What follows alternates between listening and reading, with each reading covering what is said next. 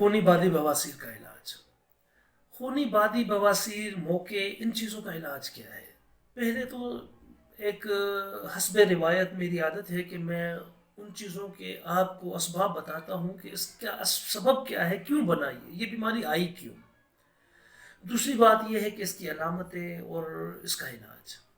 اب سب سے پہلے چلتے ہیں ہم اس کے اسباب پر، علامات پھر علاج۔ اسباب اس کے کیا ہے؟ اس کے اسباب یہ ہیں کہ ایک تو تیزابیت، کیونکہ یہ بیماری ہے ہی تیزابیت کی، یہ گرم بیماری ہے، تیزابیت کی بیماری ہے۔ اور اس کے ساتھ ساتھ جب ہمارا قبض بڑھ جائے، جب قبض بڑھ جاتا ہے تو یہ آٹومیٹکلی بیماری بڑھ جاتی ہے۔ اب اس میں کیا ہوتا ہے، تیزابیت جیسے جیسے قبض بڑھا تیزابیت بڑھ جائے گی۔ کوشش کریں کہ کوئی ایسی اشیاء نہ کھائیں کہ جو آپ کی تیزابیت کو بڑھائے۔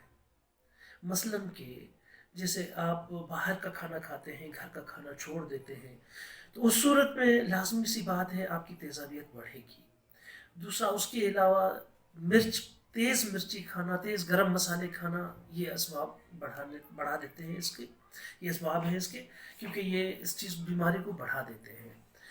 اس کے علاوہ کیا ہے کہ یہ جب آپ کا قبض ہو جاتا ہے، آپ کی بڑی آنت خالی نہیں ہوتی، اس صورت میں یہ بیماری پیدا ہوتی ہے۔ میں بار بار کہتا ہوں کہ علاج سے احتیاط بہتر ہے۔ اب اس کا علاج اور احتیاط میں دونوں چیزیں آپ کو سمجھا دیتا ہوں۔ سب سے پہلی چیز تو یہ ہے کہ یہ بیماری نہ ہو، تو اس سے بچنے کے لیے کم از کم آپ 2-3 ماہ میں ایک بار جلاب لازم لیا کریں، کیونکہ جب آپ جلاب لیتے ہیں تو آپ کی بڑی آنت صاف ہو جاتی ہے۔ جب بڑی آنت آپ کی صاف ہوگی تو آپ کو یہ بیماری نہیں آئے گی آپ کی طرف۔ اب اس کے ساتھ ساتھ آپ نے کیا کرنا ہے کہ میں آپ کو، جیسے کہ انجیر کا میں پہلے بھی بتا چکا ہوں آپ کو کہ اگر مسے ہیں تو آپ تازہ انجیر کا دودھ وہ آپ لگا لیں، کچے انجیر کا دودھ، تو اس سے مسے ختم ہو جاتے ہیں۔ لیکن ایک میں نسخہ بھی آپ کی گوش گزار آج کر رہا ہوں، اور وہ نسخہ کیا ہے؟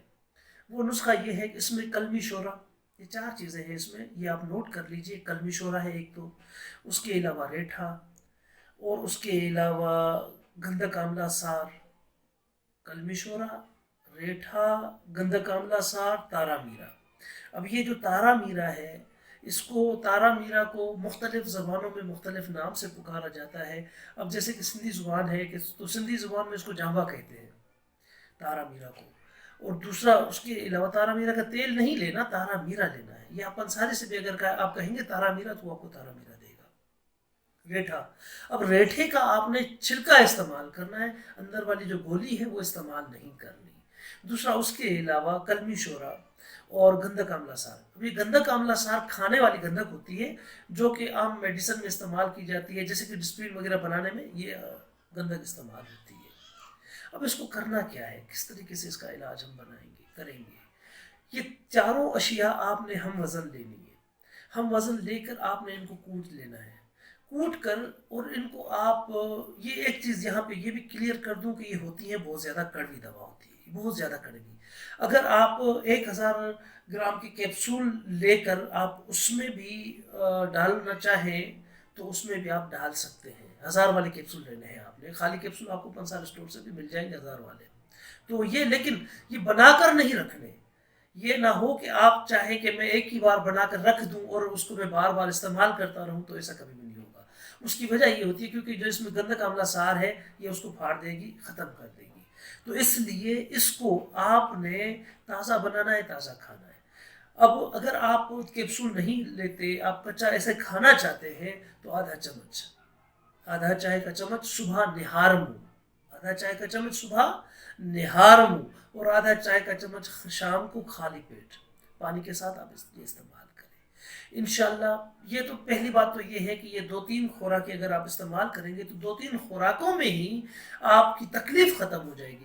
2-3 خوراکوں کے بعد جب آپ کی تکلیف ختم ہو جاتی ہے تو پھر اس کے بعد پھر اس میں آپ نے یہ کرنا ہے کہ آپ اس کو 1-2 ہفتے تک استعمال کریں، انشاءاللہ یہ مرض جڑ سے ختم ہو جائے گا۔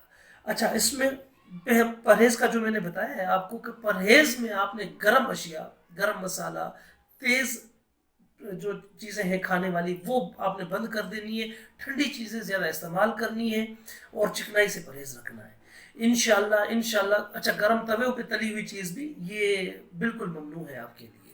تو انشاءاللہ آپ یہ استعمال کریں. آپ یقیناً آپ مجھے دعا دینے پر مجبور ہو جائیں گے.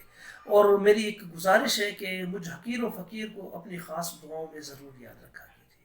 السلام علیکم.